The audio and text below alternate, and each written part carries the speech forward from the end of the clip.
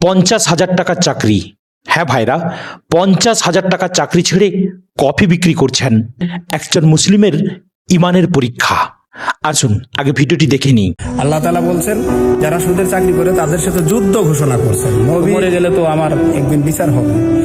এইটা মূলত সুদের চাকরি করবো না বলেই এই ব্যবসাতে আজ হয়তো অন্য বেতন আলহামদুলিল্লাহ 50,000 টাকা পাইতাম। 50,000 টাকা বেতন খেলে আমার অ্যাকাউন্টে ঢুকতো। সুদের চাকরিটা নিজের মায়ের সাথে জেনা করার মতো অপরাধ। 50,000 টাকার চাকরি আজকের দিনে অনেকের কাছে একটা স্বপ্ন, কিন্তু একজন মানুষ সেই চাকরিটা নিজের হাতে ছেড়ে দিলেন। কেন? কারণ তিনি বুঝেছেন এই আয় হালাল নয়। আজ তাকে অনেকে পাগল বলছে, পরিবার পর্যন্ত বলছে তুমি কি করলে? মা বাবা কষ্ট পাচ্ছেন, স্ত্রীও হয়তো মেনে নিতে পারছেন না, কিন্তু সেই মানুষটি কাঁদতে কাঁদতে একটি কথাই বলছেন, আমি সুদের সঙ্গে আর থাকতে পারবো না।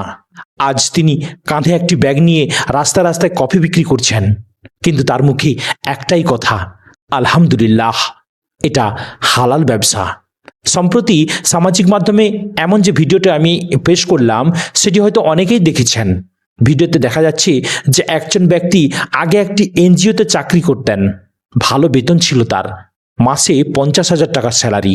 কিন্তু পরে তিনি উপলব্ধি করেন যে প্রতিষ্ঠানে তিনি কাজ করছেন তার কার্যক্রম সুদ ভিত্তিক, তার বিবেক তাকে শান্তি দেয়নি। তিনি চাকরি ছেড়ে দেন। আজ তিনি ছোট্ট একটি কফির ব্যবসা করছেন এবং আশ্চর্যের বিষয়, তার কণ্ঠে কোনো আফসোস নেই, বরং তার চোখে মুখে কৃতজ্ঞতা ফুটে উঠছে। তাই তো তিনি বলছেন, আলহামদুলিল্লাহ, এতেই আমি শান্তি। এটাই ইমানের শক্তি। আল্লাহ তাআলা পবিত্র কোরআনে বলেছেন, হে ইমানদারগণ, তোমরা আল্লাহকে ভয় করো এবং সুদের যা অবশিষ্ট আছে তা ছেড়ে দাও, যদি তোমরা মুমিন হও। আর যদি তা না করো তবে আল্লাহ ও তাঁর রাসূলের পক্ষ থেকে যুদ্ধের ঘোষণা শুনে নাও। হ্যাঁ ভাইরা, পবিত্র কোরআনে আল্লাহ তাআলা এটাই বলেছেন, যদি তোমরা ছেড়ে দিতে না পারো তাহলে যুদ্ধের ঘোষণা শুনে রাখো। ভাবুন, চুরি, ডাকাতি, ব্যভিচার এসব গুনাহের ক্ষেত্রেও কোরআনে এভাবে আল্লাহ ও তার রাসূলের বিরুদ্ধে যুদ্ধ কথাটি এসেছে। আর সেটা কোথা থেকে এসেছে? সুদের ব্যাপারে। এ থেকেই বোঝা যায় সুদ কত ভয়ঙ্কর অপরাধ। রাসূল সাল্লাল্লাহু আলাইহি ওয়াসাল্লাম শুধু সুদখোরকেই নন, সুদ দেয়া ব্যক্তি, সুদ লিখে দেয়া ব্যক্তি এবং সাক্ষী সবার ব্যাপারেই কঠিন সতর্কবাণী দিয়েছেন। সহিহ মুসলিমে এসেছে, রাসূল সাল্লাল্লাহু আলাইহি সাল্লাম তাদের সবার উপর লানত করেছেন এবং বলেছেন তারা সবাই সমান। অর্থাৎ শুধু সুদ খাওয়াই নয়, সুদের ব্যবস্থাকে টিকিয়ে রাখার অংশ হওয়াও অত্যন্ত ভয়ঙ্কর বিষয়। এখন একটু নিজের দিকে তাকাই। আমাদের মধ্যে কতজন আছি যারা জানি কোনো কাজ ঠিক নয়, তবুও শুধু টাকার কারণে ছাড়তে পারি না? কারণ আমরা ভাবি চাকরি ছাড়লে সংসার চলবে কিভাবে, লোকজন কি বলবে, সম্মান থাকবে।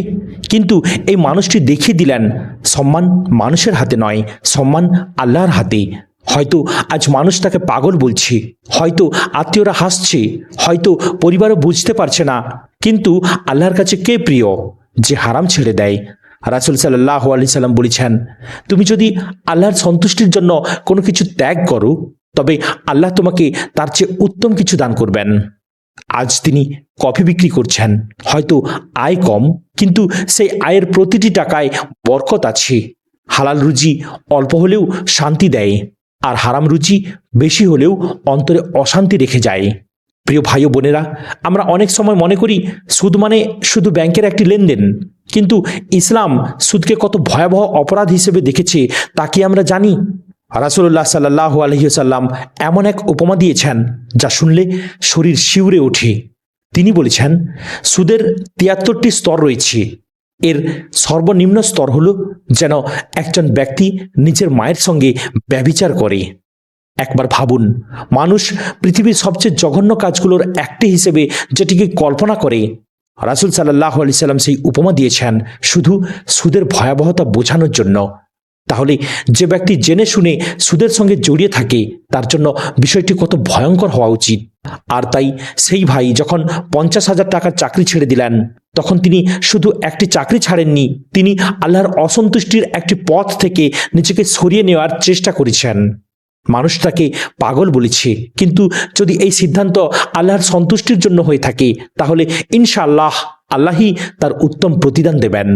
পরিশেষে বলি, আমি এই ভাইয়ের জন্য আন্তরিকভাবে দোয়া করি, আল্লাহ যেন তার হালাল ব্যবসায় অগণিত বরকত দান করেন। যারা হারাম আয় ছেড়ে হালাল জীবিকা বেছে নিতে চান, আল্লাহ যেন তাদের জন্য সহজ পথ খুলে দেন। আর আমাদের প্রত্যেককে হালাল হারামের ব্যাপারে সংবেদনশীল হওয়ার তৌফিক দান করুন। আমিন। মনে রাখবেন, হয়তো হারাম ছাড়তে গিয়ে কিছুদিন কষ্ট হবে, কিন্তু সেই সাময়িক কষ্টই হতে পারে আখিরাতের চিরস্থায়ী সফলতার কারণ। আল্লাহ আমাদের সবাইকে হালাল রিজিক দান করুন এবং সুদের মতো মহাপাপ থেকে হেফাজত করুন। আমিন। ভিডিওটি ভালো লাগলে লাইক, কমেন্ট এবং শেয়ার করবেন। আর অবশ্যই আল আমিন টিভি বাংলা ইউটিউব চ্যানেলটিকে সাবস্ক্রাইব করে পাশে থাকা বেল আইকনটি প্রেস করে রাখবেন, যাতে এইভাবে ইসলামিক কন্টেন্ট আপনার কাছে অতি সহজে পৌঁছে যায়। আসসালামু আলাইকুম ওয়া রাহমাতুল্লাহি ওয়া বারাকাতুহু।